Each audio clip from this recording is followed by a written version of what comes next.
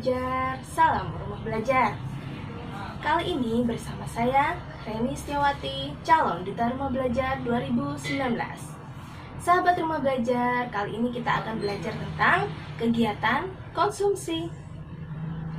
Setelah menyaksikan video ini, sahabat rumah belajar diharapkan dapat memahami tentang yang pertama, pengertian konsumsi, yang kedua, ciri-ciri kegiatan konsumsi, dan yang ketiga adalah faktor-faktor yang mempengaruhi kegiatan konsumsi. Sahabat rumah belajar, sebelum kita memulai materi kita pada kali ini, silahkan sahabat rumah belajar menyaksikan video yang ada di samping.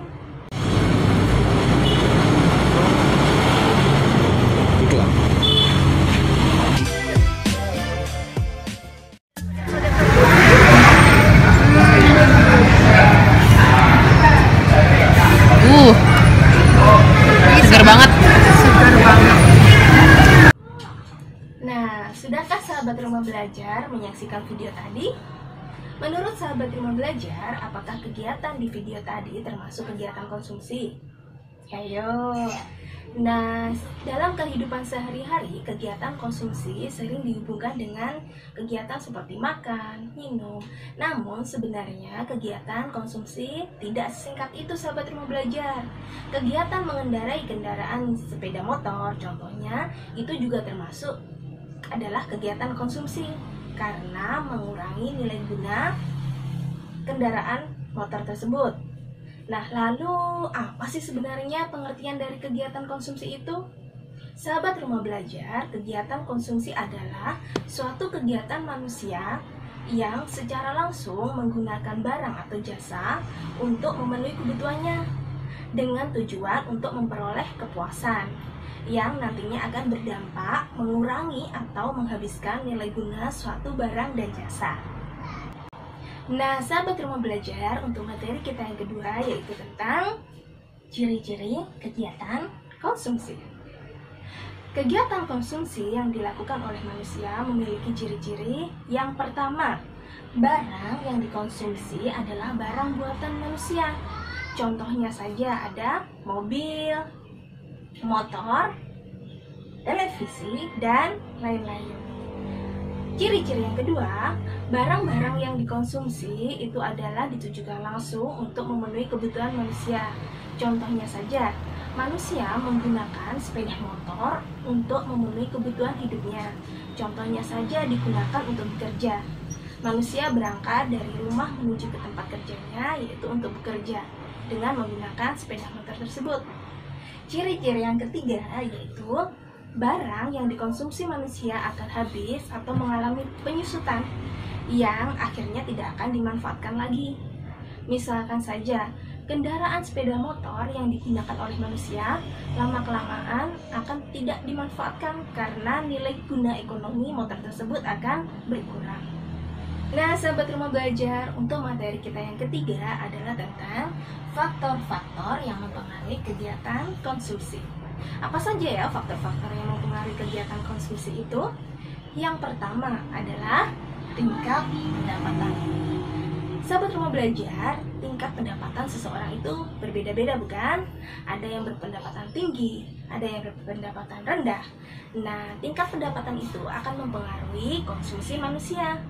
Jadi, seseorang yang memiliki tingkat pendapatan tinggi belum tentu sama dengan konsumsi orang yang berpendapatan rendah. Misalkan saja, orang yang memiliki pendapatan 10 juta per bulan, apakah sama dengan orang yang berpendapatan 1 juta per bulan konsumsinya?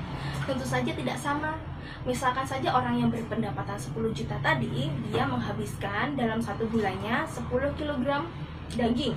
Tapi untuk yang berpendapatan 1 juta per bulannya hanya mengkonsumsi 1 kg daging saja per bulannya. Jadi tingkat pendapatan akan mempengaruhi tingkat konsumsi seseorang. Nah, untuk faktor yang kedua adalah selera. Setiap orang memiliki selera yang berbeda-beda. Nah, selera yang berbeda-beda itu pasti akan mempengaruhi konsumsi manusia. Misalkan saja, saya lebih menyukai berpakaian menggunakan kemeja, batik, Tapi orang di luar sana belum tentu menyukai hal yang sama, bukan? Mungkin mereka lebih menyukai berpakaian menggunakan kaos ataupun yang lainnya. Jadi, selera akan mempengaruhi tingkat konsumsi seseorang. Nah, untuk faktor yang ketiga adalah harga barang. Sahabat Rumah Belajar, ternyata harga barang juga mempengaruhi tingkat konsumsi seseorang. Pada saat harga barang itu naik, maka cenderung konsumsi seseorang akan berkurang. Namun pada saat harga turun, tingkat konsumsi seseorang malah akan cenderung naik. Nah, contohnya saja adalah pada saat harga telur per kilonya mengalami kenaikan yaitu 50.000 per kilo, maka orang akan cenderung berkurang untuk mengkonsumsi telur. Namun pada saat harga telur itu berkurang menjadi 10.000 per kilogram misalnya, maka orang akan berbondong-bondong untuk membeli telur. Jadi harga barang akan mempengaruhi tingkat konsumsi seseorang. Nah, sahabat Rumah Belajar, sudahkah kalian memahami tentang materi kita kali ini?